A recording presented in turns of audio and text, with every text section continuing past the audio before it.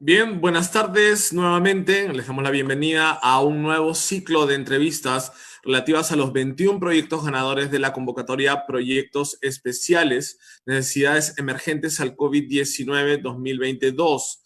Recordemos que esto se trata de la segunda convocatoria que ha abierto este año el Concitec para financiar proyectos relacionados con la pandemia. Al igual que en el ciclo anterior de entrevistas, transmitiremos en vivo de lunes a viernes a las 3 de la tarde a través de las redes sociales del Fondecí del Concitec, diálogos con los investigadores principales de cada iniciativa que apuntan a desarrollar rápidamente soluciones efectivas a los desafíos sanitarios ocasionados por esta enfermedad, por el nuevo coronavirus. En esta segunda convocatoria, organizada por el Concitec a través de su organismo ejecutor, el Fondecit, se completó ya a fines de junio con la publicación de la lista total de los 21 proyectos seleccionados que se suman a las 29 iniciativas anteriormente financiadas, totalizando un 50 proyectos que vienen siendo impulsados desde estos fondos.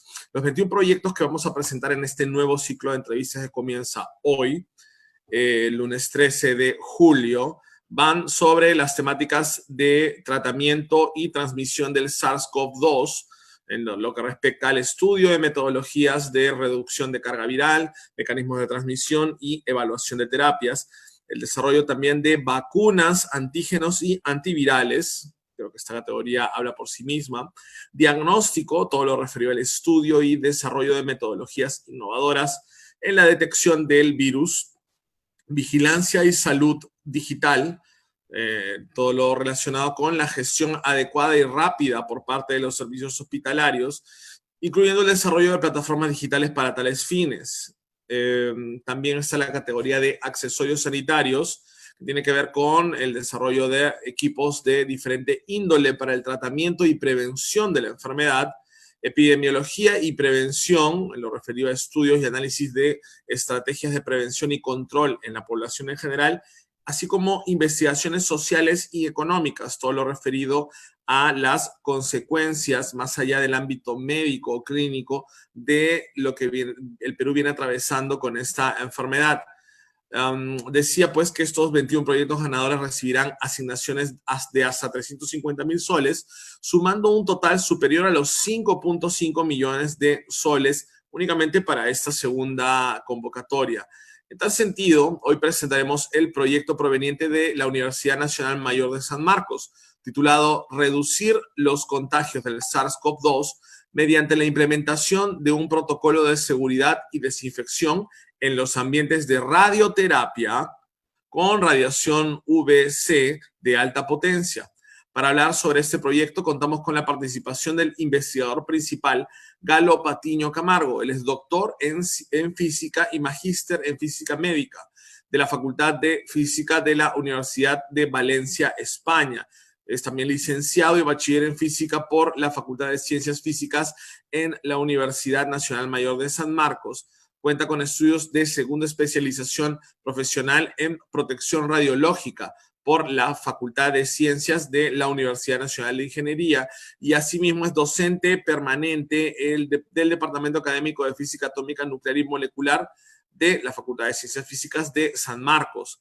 Además del proyecto de San Marcos, precisamente hoy también presentamos la iniciativa que ha sido postulada por el Instituto Nacional de Salud, titulada Desarrollo y Validación de un Sistema de Evaluación de la Eficiencia de Filtración en Respiradores para la Protección del COVID-19 y desarrollo de un prototipo eficiente para el personal expuesto. Para ello se une a esta entrevista también el investigador principal del proyecto, Manuel Chávez Ruiz. Él es químico de profesión con una maestría en ciencias y magíster en salud pública por el Instituto Fiocruz de Brasil. Cuenta con un curso en laboratorio de materiales en la Universidad de Piamonte Orientale en Italia y es un investigador del Laboratorio de Toxicología y Salud Ocupacional del Instituto Nacional de Salud, la institución desde la cual se ha formulado esta propuesta. Buenas tardes, doctor Patiño, doctor Chávez, mucho gusto de contar con ustedes, con la presencia de ustedes en esta entrevista y quería darle el pase inicialmente al doctor Patiño para que nos cuente de manera somera cuál es la esencia y el objetivo del proyecto que ustedes están impulsando para prevenir el contagio de pacientes y personal en ambientes de radioterapia, gracias al uso de la radiación UVC. Cuéntanos un poco más sobre el tema, doctor Patiño.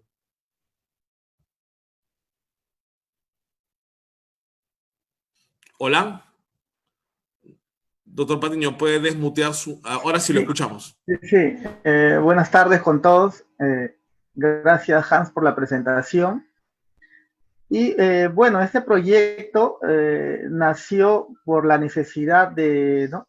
En este caso, de los ambientes, ¿no? De radioterapia, ¿no? Teniendo en cuenta que la radioterapia está dividida en dos partes, ¿no? Una la que es teleterapia y la otra es braquiterapia. Entonces, nosotros en San Marcos, especialmente en la Facultad de Ciencias Físicas, tenemos un grupo de investigación, ¿no? Es el grupo de instrumentación física y aplicaciones. Es un grupo multidisciplinario, ¿no? En el cual contamos con físicos, ingenieros, médicos, ¿no? Biólogos, ¿no? Y dentro de nuestro equipo hay una especialidad en la física que se llama física médica, ¿no? Y tenemos varios profesionales físicos médicos que trabajan en el Instituto Nacional de Enfermedades Neoplásicas, el INEN, ¿no? Así como ellos, también hay varios médicos que pertenecen a nuestro grupo de investigación en la universidad. Entonces, a raíz de estos profesionales que trabajan en el área de radioterapia, se planteó, ¿no? esta propuesta, ¿no? Debido a como son tratamientos ambulatorios, por ejemplo, los tratamientos de cáncer, de las personas van a los ambientes, entran, salen, ¿no? Y entonces la posibilidad de contagio es mucho mayor, ¿no? Evidenciándose también varios casos, ¿no? de contagio y también hasta la muerte de un profesional, ¿no? Que trabaja en esta área. Entonces se planteó esta propuesta debido a que haciendo estudios de cómo poder, ¿no? desinfectar estos ambientes y se hizo todo un estudio del arte, ¿no? de los rayos ultravioleta, ¿no? En este caso del rango C, que son más energéticos, ¿no? Que tienen la propiedad de inactivar los virus, ¿no? En este caso tipo el SARS-CoV-2, ¿no? Existen varias publicaciones al respecto, ¿no? En la literatura de los artículos científicos, ¿no? Que han publicado, ¿no? en otros países. Y también existen estudios, ¿no? de esta radiación que elimina también o, ¿no? destruye las bacterias, ¿no? o agentes patógenos. Claro, entiendo que la radiación ultravioleta lo que hace es afectar la membrana, a nivel de membrana celular al virus y digamos que no es que lo mata, sino que Claro, lo pide que el virus inactiva, ¿no? se enquiste en las células en donde normalmente a las células a las que normalmente infectaría, ¿no? Queda sin ese poder de infectar, ¿correcto? Claro, sí, sí, efectivamente, ¿no? Los rayos, en este caso los ultravioleta C, que son más energéticos, y para este caso puntual, ¿no? Para estudios, por ejemplo, de inactivación de virus, o sea, hay un rango, ¿no? De longitud de onda que se debe utilizar, ¿no? Para este caso es un promedio de 254 nanómetros, ¿no? De longitud de onda para poder inactivar estos virus, ¿no? O sea, no toda luz ultravioleta puede inactivar, por ejemplo, los virus, ¿no? O destruir bacterias, ¿no? Otros agentes. O sea, se tiene que comprobar, ¿no? Ese rango de longitud de onda, ¿no? Por eso que como parte de este proyecto se va a adquirir, ¿no? unos espectrómetros para medir, ¿no? longitudes de onda de este rango, ¿no? de UV, ¿no? Y también así mismo otros dispositivos, ¿no? Para poder comprobar, ¿no?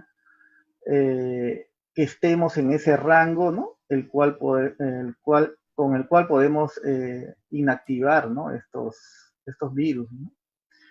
Entonces, Correcto. como parte de nuestro proyecto, ¿no? Como parte, tenemos ahí en ese proyecto propiamente del Fondefit, están interviniendo físicos, ingenieros electrónicos.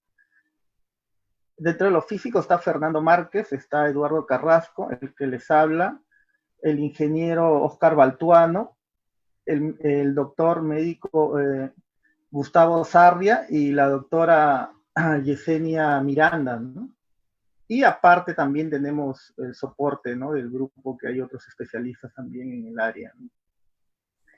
Entonces, este proyecto es diseñar unas torres, ¿no?, con fuentes de radiación ultravioleta de alta potencia, no las comerciales, sino, ¿no?, de mayor potencia de acción, y hacer unas torres móviles, ¿no?, de tal manera que se puedan colocar en los ambientes, ¿no?, por lo menos un par de torres por cada ambiente para poder descontaminar, ¿no?, todos estos ambientes antes de los tratamientos, ¿no? Con eso también nos va a dar mayor facilidad, porque a veces cuando entra un paciente para hacer su tratamiento, ¿no?, ambulatorio, tarda también un tiempo con las medidas clásicas en desinfectar, o sea, demora mucho más tiempo.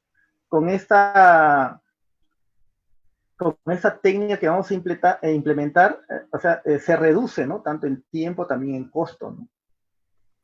Y lo cual favorece, ¿no? Y también se va a implementar unos protocolos, ¿no?, de seguridad, teniendo en cuenta, ¿no?, estos módulos de irradiación, ¿no?, de luz ultravioleta, ¿no? Entonces van a ser Doctor, dos protocolos. Dígame. sí, doctor Patiño, un poco para ubicar al público que nos sigue, ¿cada cuánto tiempo? Yo sé que eso es variable, ¿no? Es muy flexible y depende de cada caso, pero en promedio, ¿cada cuánto tiempo un paciente de cáncer tiene que acudir a un centro de radioterapia? Porque, digamos, varios pacientes también, en casos extremos, como el que estamos viviendo, el de la pandemia, pueden recibir de sus médicos la recomendación de cambiar temporalmente la radioterapia por pastillas o por algún otro tipo de metodología de terapia temporal, ¿no? Sin embargo, hay casos en que la radioterapia es irreemplazable y urgente, ¿no? Ese tipo de casos, ¿cada cuánto tiempo, con qué frecuencia tienen que someterse a estas sesiones? Un poco ya para cerrar esta primera presentación que está haciendo, ¿no? Claro, es variable, ¿no? Pero es un promedio de 10 a 20 sesiones, ¿no? Se le fracciona el tratamiento porque, ¿no?, de acuerdo a las técnicas que utilicen y también al tipo de tejido que se va a irradiar, ¿no? O sea, es variable, Correcto. pero son varias sesiones, ¿no?, en las que se fracciona y que tienen que Exacto. ir, ¿no?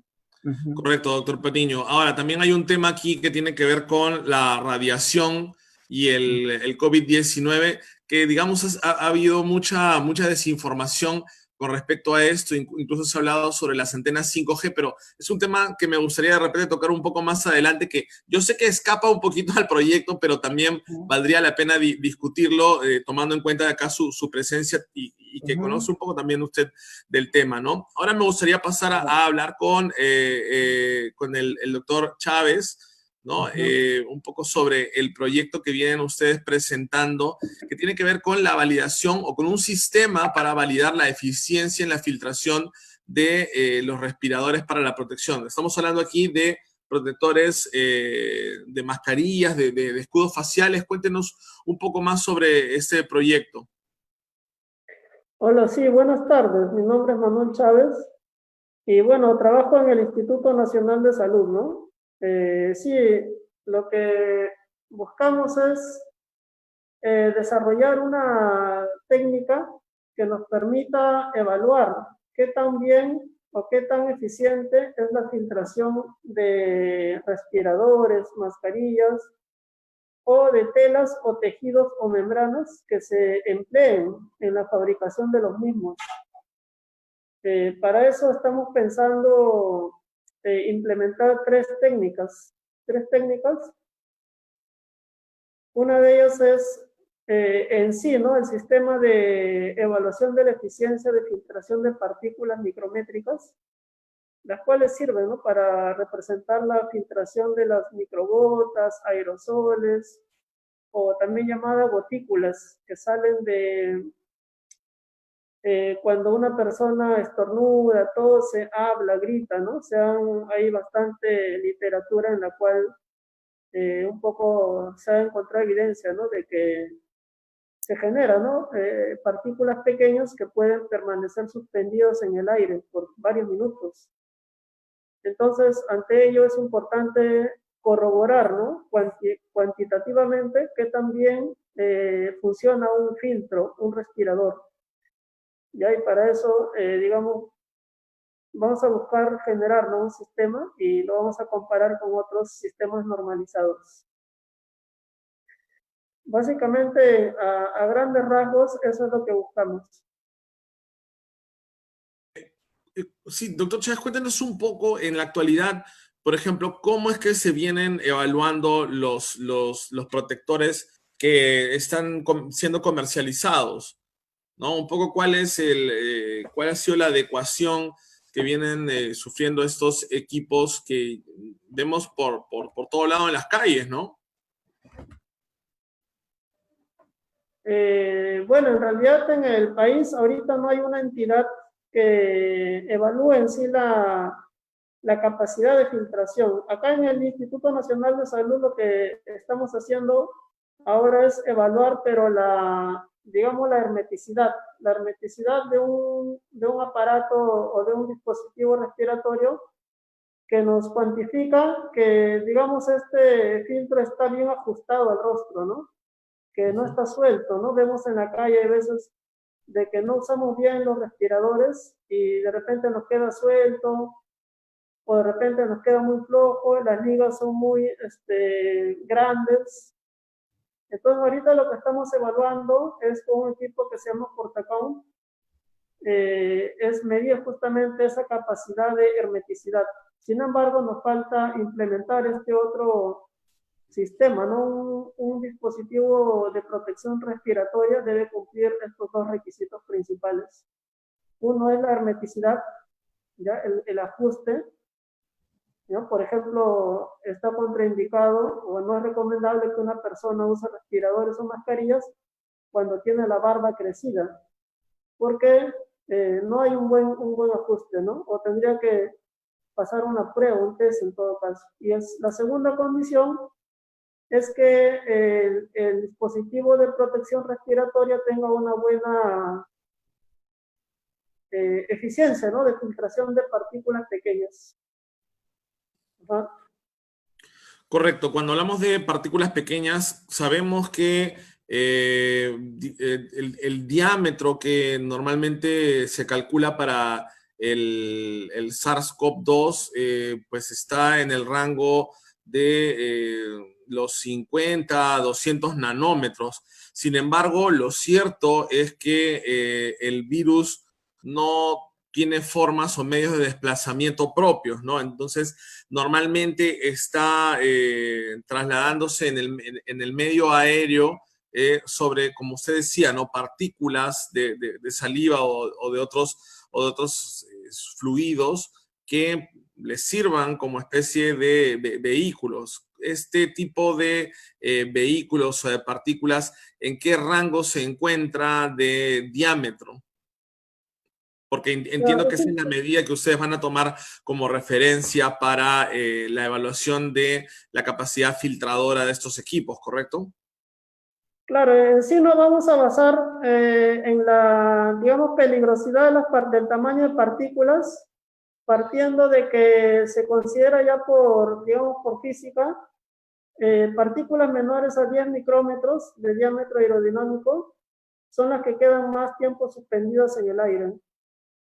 Entonces nos vamos a basar, a tomar ese punto como referencia y como punto mínimo vamos a tomar como referencia los equipos, digamos, la capacidad de detección que tengan los equipos para detectar el diámetro, ¿no?, de estas partículas, que pueden ser 100, 200, 300 nanómetros.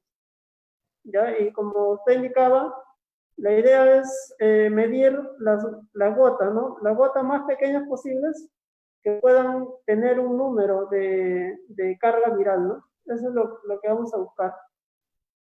Ajá.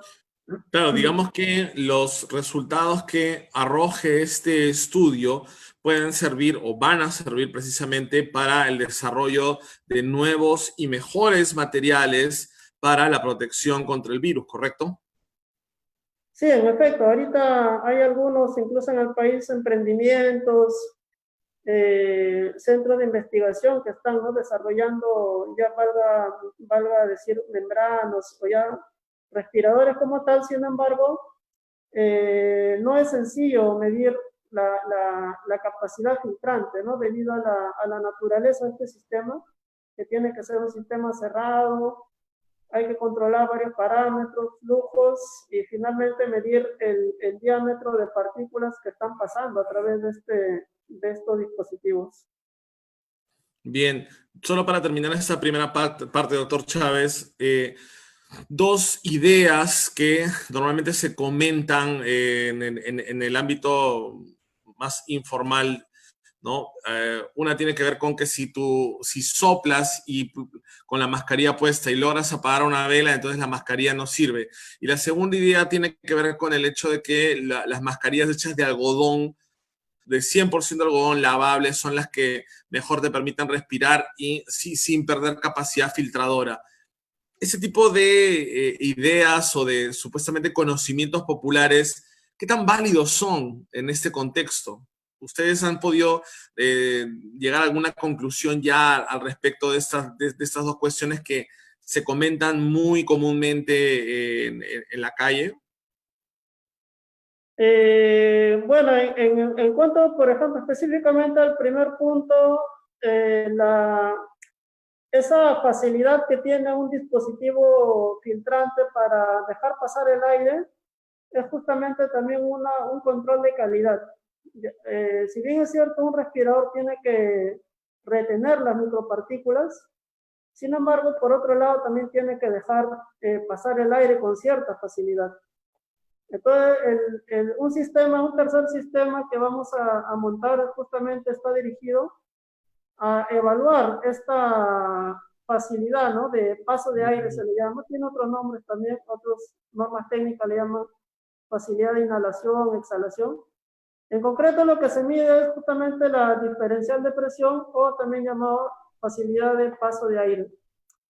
Ese es un factor importante, el paso de aire, pero que este paso de aire no significa que necesariamente es una buena mascarilla o respirador, ¿no? Es decir, es un parámetro diferente, no tiene, digamos, una correlación directa con la capacidad filtrante. El Bien, otro punto correcto. del tipo, Sí, lo escucho. el otro punto respecto al algodón, en general en la literatura científica el algodón es clasificado como un elemento que sí, frente a otros tejidos, tiene buena capacidad filtrante relativa, pero también hay otros factores. Por ejemplo, yo no soy textil, pero también hay calidades de algodón. Ya la calidad de algodón, mientras más tejidos, mientras más fibras tenga por unidad de área, se ha demostrado que ese tejido es mejor, ¿no? Tiene mejores condiciones para filtración. Fibras por centímetro cuadrado, ¿no? Que también encarece o abarata el material en cuestión, ¿no? Sí, eso, y lo otro es definitivamente el espesor, y lo que vamos a hacer también es, en una última parte, una vez que tengamos implementados los sistemas, es probar justamente algunos tejidos y membranas para ver cuáles de ellos podrían ser usados, ¿no? Y vamos a juntar 2 o 3 tejidos para aumentar su capacidad filtrante. Bien, correcto, doctor Chávez. Recordemos que el INACAL aprobó ya en marzo de este año, o sea, ya cuando precisamente a los pocos días de que la pandemia alcanzara el territorio peruano, el INACAL ya aprobó la norma técnica peruana para el uso de mascarillas quirúrgicas, ¿no? Entonces entiendo que también un poco el sistema de evaluación que ustedes están desarrollando va a ceñirse o a estar en función a esta norma técnica, pero me gustaría hablar sobre eso un poquito más adelante. Ahora quería regresar con el doctor Patiño y hablar un poco sobre el tema de la radiación, ¿no? Digamos que no es tampoco una metodología nueva el hecho de acabar con o de sanitizar una gran área, un gran espacio cerrado con radiación ultravioleta. Sin embargo, también estamos hablando aquí de un espacio precisamente donde ya hay una carga de radiación fuerte, que es la de los equipos de radioterapia. Por otro lado, también las fake news, ¿no? Las noticias falsas que han abundado en estas últimas semanas con respecto al COVID-19 han alimentado la falsa versión de que las antenas 5G, ¿no? Tienen una especie de radiación que contagia o que tiene algún tipo de relación con esta pandemia. ¿Es posible, doctor Patiño, aunque yo ya conozco la respuesta de antemano, pero cuéntenos un poco, ¿cuál es la posibilidad de que un equipo de radiación del tipo ultravioleta, por ejemplo, conduzca o contagie algún tipo de virus como el COVID-19? Ya, a ver, cuando hablamos de los ambientes de radioterapia, o sea, ahí hablamos también de las salas de espera donde está porque el paciente va, por ejemplo, con sus familiares, hay una sala donde están con los familiares, luego pasan a un ambiente donde está el paciente solo y posteriormente pasa a la sala de irradiación. Todo eso involucra el protocolo, ¿no? Todos esos espacios, ¿no? Todos esos ambientes, ¿no? ¿Habría algún tema con el hecho de que ya hay equipos con cierta radiación en la sala misma de terapia? ¿Habría algún tipo de choque o de conflicto, digamos? No, en este caso no habría porque esta radiación UV, como son equipos móviles, van a ser móviles, se saca solo cuando no va a estar usado simultáneamente, ¿no? O sea, una vez que sale el paciente o antes que entre se desinfecta, es como un método de desinfección nada más y continúa con el tratamiento, ¿no? Que es posterior a la desinfección y después también que sale el paciente de nuevo se lleva el equipo para desinfectar, ¿no? Tanto en los ambientes propiamente dicho irradiación como como le comento, ¿no? En la sala de espera, ¿no? Y en los pasillos, en todos los ambientes, ¿no? Que involucra esto estos tratamientos tanto de brachiterapia como de teleterapia, ¿no? Y posteriormente, bueno, esto va a ser como un piloto que se va a utilizar en el hospital de neoplásicas y también va a ser posteriormente puesto, ¿no? A disposición de los demás centros, ¿no? Y Correcto. Usted también, hablaba sobre unas torres desinfectadoras, ¿no? sí, uh-huh. Digamos, ¿cuál sería la factibilidad de construir varias de esas torres desinfectadoras e instalarlas en los diferentes centros de salud en donde se ofrece radioterapia? Uh-huh. Claro, en primer lugar va a ser, el protocolo va a ser para esa técnica en particular, ¿no? Pero lógicamente posteriormente se va a utilizar inclusive en la misma universidad, ¿no? La misma universidad que nosotros tenemos, o sea, tanto laboratorios de enseñanza como de investigación, puede ser bueno, ahora en los salones no, porque no hay actividad, ¿no? Con los estudiantes no van, ¿no? Pero sí en los laboratorios, por ejemplo, de investigación, en la universidad que está la gente comenzando, ¿no? A incorporarse ya, ¿no? Para poder desarrollar todos sus proyectos. Entonces puede tener diferentes usos, ¿no? Y también se ve la posibilidad, en este caso, para hacer desinfección también de instrumentos, ¿no? De mascarillas también, como las que propone acá el doctor Chávez, también se puede hacer una desinfección, ¿no? De todos estos dispositivos, ¿no? Utilizando esta luz, ¿no? Correcto, sí, me gustaría un poco unir un poco la posibilidad de interactuar entre ambos proyectos, de articularse un tanto más adelante. Quería cerrar esta parte con usted, doctor Patiño, con un poco una breve opinión suya, ¿no? Desde su óptica de doctor en física, magíster en física médica, con una especialización en protección radiológica, ¿no? ¿Cuál es la posibilidad de que una antena o una torre de estas que irradian cierto tipo de radiación, también esparzan algún tipo de virus o enfermedad, ¿no? Que era un poco lo que hablaba hace unos minutos, que ha suscitado las reacciones más violentas y opuestas a incluso la instalación de antenas de telefonía celular que ni siquiera son de una red 5G, sino a un 4G, que es el estándar que aún se utiliza en el país, ¿no? ¿Qué tan factible es eso, doctor? Bueno, no, como usted comentó, ¿no? Son esas llamadas fake news, ¿no? Por ejemplo, no hay un sustento, ¿no? O sea, algo, ¿no? Alguna teoría que sustente esto, ¿no? En primer lugar, porque, bueno, está el primero, decían que producía un daño, ¿no? Estos son, por ejemplo, dentro del espectro electromagnético que tenemos, ¿no? Hay diferentes radiaciones, ¿no? Empezando desde las que son de telecomunicaciones, que son las ondas de radio, donde están todos los que es telecomunicaciones, microondas también, que es telecomunicaciones, y también las microondas que se utilizan en casa, están de ese rango, ¿no? De ahí Exacto. pasamos al visible, ¿no? El visible inclusive se descompone en infrarrojo, ¿no? Lo que es los colores, y el violeta, ultravioleta, ¿no? Que ahí ya va aumentando la energía, ¿no? La longitud de onda va disminuyendo, aumenta la frecuencia, aumenta la energía. Después tenemos los rayos X, rayos gamma, ¿no?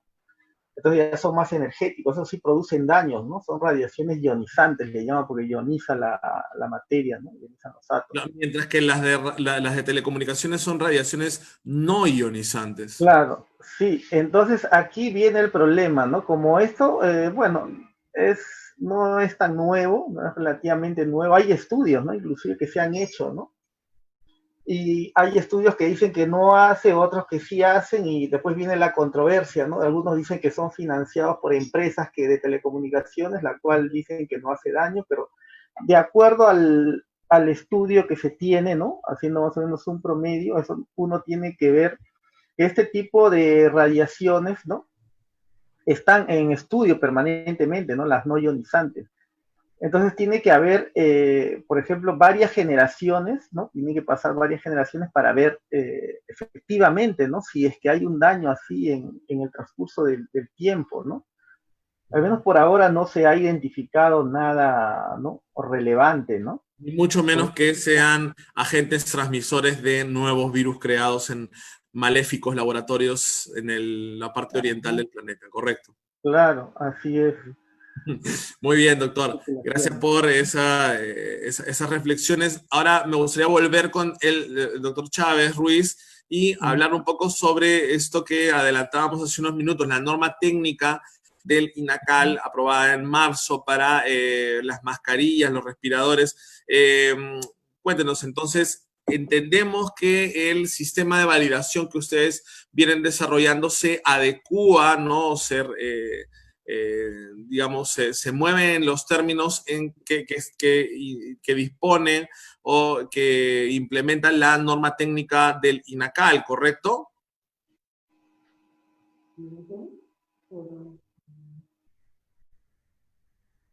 Ya, sí. Bueno, respecto a eso, claro, nosotros vamos a tocar la parte específicamente que tiene que ver con el sistema, con la capacidad de filtración. En una norma técnica de una mascarilla quirúrgica también hay otros parámetros, ¿no? Como el diseño, hay otras pruebas que se hacen. Le paso con mi coinvestigador, Christopher, que le va a comentar acerca de la parte normativa de este tipo de dispositivos. Bien, bienvenido Christopher a la transmisión, mucho gusto y cuéntenos un poco acerca de precisamente cómo es que el sistema de validación que ustedes están desarrollando toma en consideración la norma técnica o si en realidad están tomando como referencia algún otro tipo de estándar o protocolo para evaluar la capacidad de filtrado de los respiradores. Primero, buenas tardes, gracias también por la invitación aquí con la investigador principal, con el IPE, con Manuel Chávez. Lo que estamos desarrollando básicamente es el tema se está tomando en consideración la norma técnica peruana, la NTP. Luego lo que se está tomando en consideración también son los estándares, los estándares primigenios, ¿no? Tanto de ACTM, que es el inicial, Y bueno, la idea es dar cumplimiento a esta norma técnica en función a eso, digamos, al principio básico. Lo que pide la norma técnica es de que esto normalmente se haga con un equipo ya validado, ya. En este caso, por ejemplo, NIOS utiliza un equipo TSI. Lo que estamos construyendo es básicamente un aparato similar a este, o sea, que cumpla lo mismo, que cumple el mismo fundamento físico, y en el momento de hacer, digamos, el conteo de partículas, o sea, verificar que esto efectivamente sea similar al equipo que puede utilizar NIOS, que es un equipo altamente costoso. Entonces, por eso es lo que nosotros estamos pretendiendo, digamos, hacer eso. Sí, la parte normativa sí está en función al ACE a la NTP peruana, y la NTP peruana está en función a la ACTM. Entonces, eso es lo que vamos a dar cumplimiento. Correcto. Ahora, Manuel, Christopher, muchos de los atributos con los que se comercializan actualmente las mascarillas dan cuenta acerca de su carácter reusable, o sea, de cuán lavables pueden ser algunos materiales y cuánta vida útil pueden tener, ¿no? Cuántos reusos pueden tener las mascarillas. ¿Están tomando ustedes en consideración este sistema de validación? ¿Están tomando en consideración someter a evaluación las mascarillas que hayan sufrido ya una lavada o dos lavadas de repente, un poco para ver si es que ese potencial de filtración se mantiene tras las consecutivas lavadas y usos? Ya, en general no está contemplado en realidad porque el proyecto son 3 meses y tenemos objetivos específicos que, bueno, vamos a ponerle push, como se dice, ¿no? Para llegar Correcto. a estos objetivos. Pero más adelante quizá podría ser que sí. Sin embargo, en general, los dispositivos de alta eficiencia de filtración suelen no recomendar su lavado, debido a que el agua puede degradar, ¿no? Las fibras, las microfibras que están compuestas. Entonces, y punto aparte, tampoco las pruebas de certificación que les hacen, las hacen en el momento de fabricadas. Por eso que en general no se recomienda el lavado de esta membrana, ¿no? Le paso con Christopher para que complemente el tema, por favor. Ya. La pregunta es muy importante porque debido al alto costo de los respiradores N95 que están en el mercado, uno de la principal preocupación frente al desabastecimiento es la reutilización. Correcto. La reutilización actualmente sí ha sido planteada no solo por el Instituto Nacional de Salud, también ha sido planteada por organismos, digamos, externos, por entidades sanitarias, pero la reutilización para que estos puedan hacer no es un lavado, sino es una descontaminación por medios físicos, o sea, radiación UV, calor seco. Si se pretendría hacer un material que se pueda lavar, creo que ese no sería, digamos, el camino adecuado, debido a que uno de los principios de filtración de las partículas básicamente está por la metodología de electrostática, por cargas electrostáticas, y al momento de someterlo a un detergente, este llegaría a perder. Lo que sí nosotros también tenemos en consideración es emitir de repente, tal vez más en adelante, una guía técnica para la reutilización, pero a partir de los medios físicos que los que pueden contar los centros hospitalarios, ¿no? Sea radiación UV, calor seco, calor húmedo, o incluso peróxido de hidrógeno. Pero igual, o sea, sí está contemplado, el tema de los reusos es importante, por dos motivos también. El otro motivo es de que el impacto que puede ocasionar la constante producción o el uso de respiradores hacia el medio ambiente. Entonces, eso también, digamos, lo que también acá el equipo de investigadores está pretendiendo también dar una solución contra eso, porque si vamos a estar en un continuo uso, vamos también a causar un daño, digamos así, paralelo hacia el medio ambiente. Correcto. En ese sentido, doctor Patiño, la metodología que ustedes están desarrollando para la descontaminación de espacios en radioterapia también podría alcanzar entonces a mascarillas, perdón, a las mascarillas que están siendo evaluadas por el INS, o tendrían de repente de contar con algún tipo de plataforma o de envase especial para que la descontaminación con radiación UV pueda darse de forma más eficiente sobre instrumental tan delicado y tan importante como el de los respiradores? No creo que se necesite algo especial, ¿no? Solo necesitamos nomás en este caso, si fuese para el caso de mascarillas o instrumental pequeño, necesitamos tipo, por ejemplo, una caja que sea aislada, ¿no? Donde esté, por ejemplo, las lámparas estas de UV y someterlas a irradiación, ¿no? Tenemos que hacer, por ejemplo, se puede hacer el estudio de cuánto tiempo se necesita, por ejemplo, el tiempo óptimo, ¿no? De irradiación de estas mascarillas para ser descontaminadas, ¿no? Pero eso también puede ser parte, podemos construir eso, ¿no? Y podemos inclusive trabajar con el doctor Chávez si desea, ¿no? Él puede una vez que tenga sus mascarillas, ¿no? Someterlas a esta radiación UV, ¿no? Entonces, nosotros estaríamos, ¿no? Factibles ¿no? A poder utilizar, ¿no? Esta técnica, ¿no? Con otras aplicaciones, ¿no? Claro, Sería adecuado. precisamente eso era un poco lo que adelantaba también Christopher, que está al lado del doctor Chávez, ¿no? Acerca de que métodos como el que ustedes están empleando, doctor Patiño, son los que permitirían, digamos, descontaminar los respiradores sin afectar la vida útil y sin, digamos, promover algún daño, ¿no? Suponer algún daño a los materiales que constituyen esa filtración, ¿no? Exacto.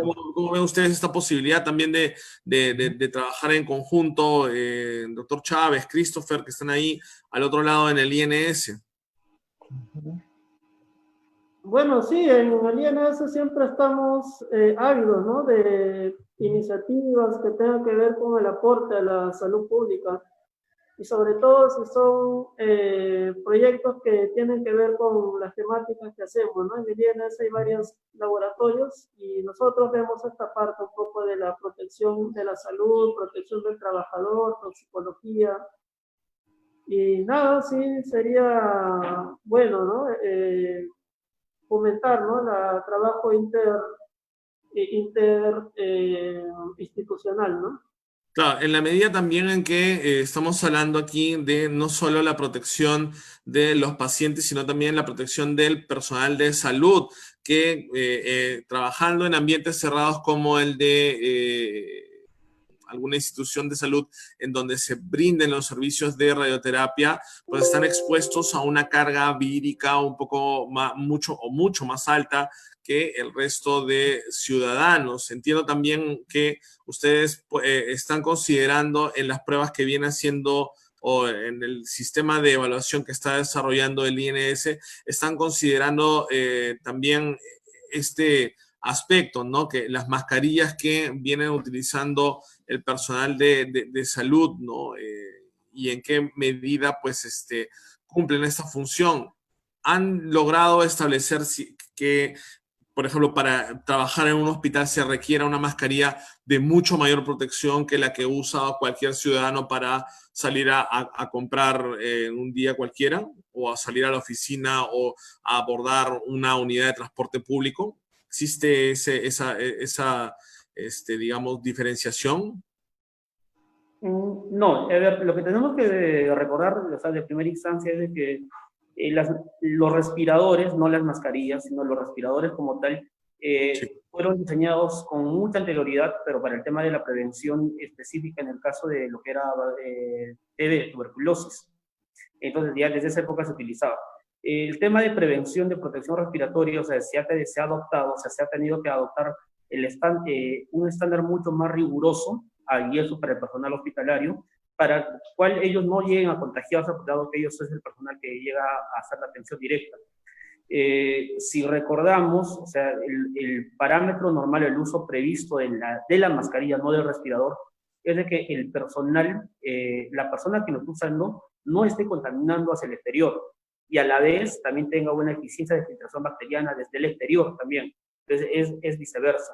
Entonces, ¿cuál es la recomendación que siempre se está manejando incluso a nivel de las guías técnicas? Es de que el personal de salud que está tratando directamente hacia pacientes ya identificados con COVID o sospechosos utilizan respiradores tipo N95 que brinden una hermeticidad segura hacia el trabajador, hacia la persona que está atendiendo. Entonces, esa recomendación siempre se ha venido manejando. Los niveles de riesgo, o sea, no están bien definidos debido a muchas cosas. Porque cuando se dice, no, usa un respirador cuando posiblemente atiendas a un paciente COVID, pero posiblemente, y esa posibilidad, o sea, no podemos diferenciarla. No podemos diferenciarla hasta que la persona haya pasado por un test rápido o una prueba molecular.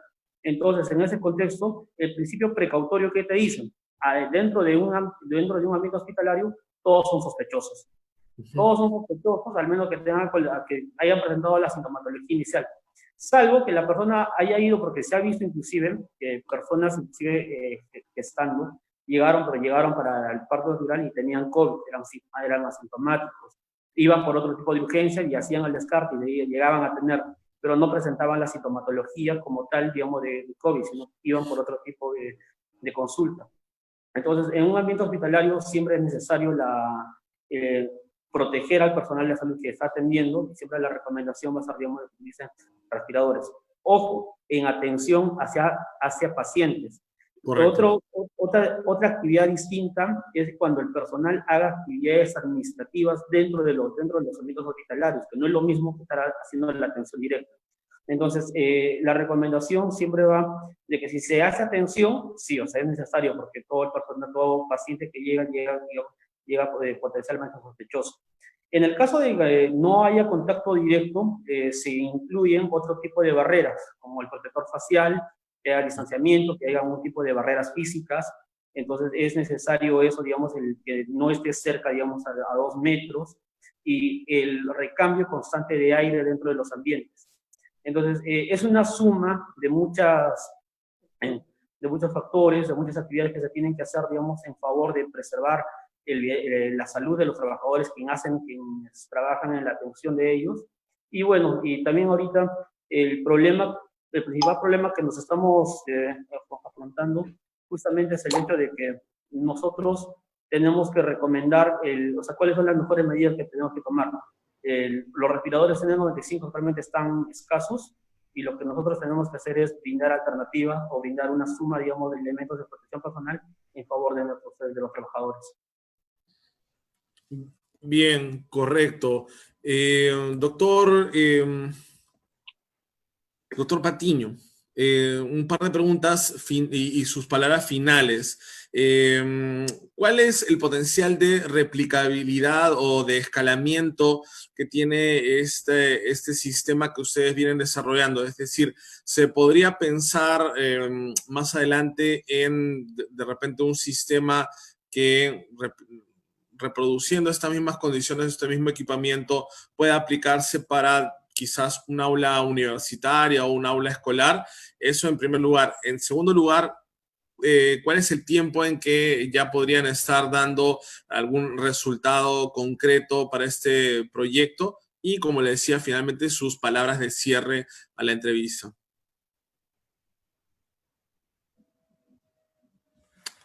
¿Podemos desmutear, doctor Galo? Sí, sí es factible, ¿no?, poder utilizar, ¿no?, esta técnica en otras actividades, ¿no? Es más, inclusive se ha dado viene la noticia que hay una empresa de transporte también que está utilizando este sistema, ¿no? Correcto. El sistema de irradiación por UV, ¿no?, para desinfectar sus unidades, ¿no? Y bueno, sí, nosotros también como por parte de la universidad queremos ponerlo en práctica en los laboratorios que tenemos, ¿no? Y también darle, por ejemplo, otras aplicaciones, como les comentaba, que puede ser para esto de las mascarillas, ¿no? Que para estar evitando, para hacer reusables, ¿no? Y como dice acá el doctor Chávez y Christopher, que si uno lo lava se degrada el material, ¿no? Es cierto también, ¿no? Entonces es una alternativa también que se puede tomar en cuenta, ¿no? Inclusive hay centros comerciales, por ejemplo, en otros países, por ejemplo en España, que utilizan para desinfectar, por ejemplo, los anteojos en las tiendas que van uno a comprar unos anteojos, por ejemplo, uno se prueba varios, ¿no? A la vez. Entonces han diseñado como una especie de cajas, ¿no? Para poder desinfectarlo, ¿no? En cuestión de minutos ya está desinfectado, ya no tiene que pasarle alcohol o estar así más tiempo, ¿no? Es algo más práctico, ¿no? Pero como le digo, todo eso se tiene que comprobar, ¿no? Por ejemplo, hay varios artículos en el mercado que venden lámparas UV, dicen, ¿no?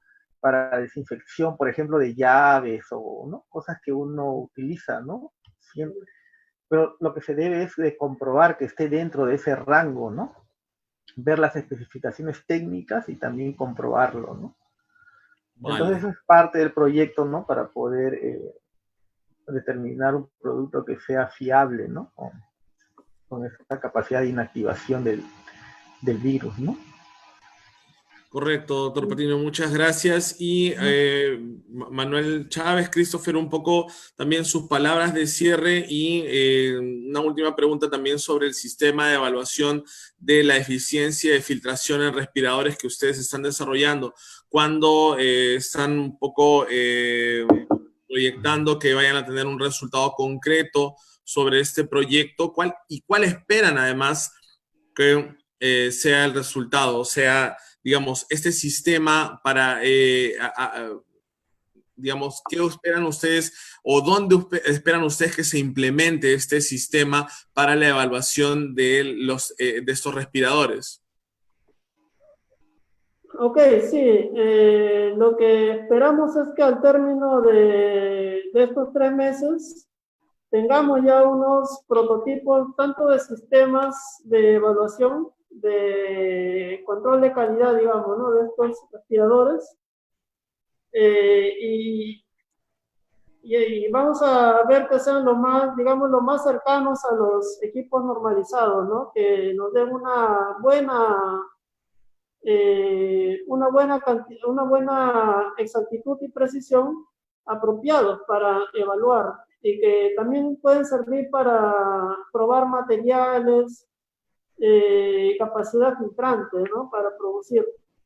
El objetivo es que sea un sistema desarrollado por nosotros y de un costo accesible, que también pueda ser implementado en regiones para evaluar, ¿no? Control de calidad y así tener un know-how, una base de este campo de la tecnología en salud, que es incipiente. En Perú no hemos desarrollado mucho esta línea, ¿no? De tecnología de materiales abocados a la protección de la salud. Gracias. Correcto, Manuel, muchas gracias. Y a quienes nos han seguido en esta transmisión también agradecer nuevamente la confianza y el tiempo otorgado. Queremos anunciar que mañana, martes 14 de julio, continuaremos con este nuevo ciclo de entrevistas y estaremos presentando los proyectos titulados Recubrimiento de pintura a base de taninos hidrolizables y cobre aplicados sobre manos, estribos y otros. De transporte público para reducir el periodo de permanencia sobre tales superficies del virus en sí, ¿no? Del COVID, perdón, del virus SARS-CoV-2. Este es un proyecto que ha sido formulado por la Pontificia Universidad Católica del Perú. En tal sentido, estaremos conversando con el investigador principal, Santiago Flores Medino. Y también se sumará a la transmisión el investigador Claudio Lanata de las Casas del Instituto de Investigación Nutricional, quienes han presentado el proyecto ganador titulado Transmisión sintomática y asintomática de virus SARS-CoV-2 en hogares en el distrito de San Juan del Lurigancho y comparación de métodos de detección. Recordemos que San Juan del Lurigancho con algo de 1.200.000 habitantes, es el distrito más poblado del país, así que se trata también de un estudio del área de epidemiología y prevención sumamente importante para conocer un poco lo que vendrá en los meses que tenemos en adelante y el comportamiento que tendrá el virus y la población con respecto a la pandemia. Nuevamente, doctor Patiño, doctor Chávez, Christopher, muchísimas gracias por su tiempo, por su atención y nuevamente gracias a quienes nos siguieron en esta transmisión. Conmigo será hasta mañana. Buenas tardes. Ya, gracias, Hans. Chao. Hasta luego, doctor Chávez y Christopher, que les vaya bien. Éxitos en su proyecto. Gracias. Doctor, nos vemos. Ya, adiós.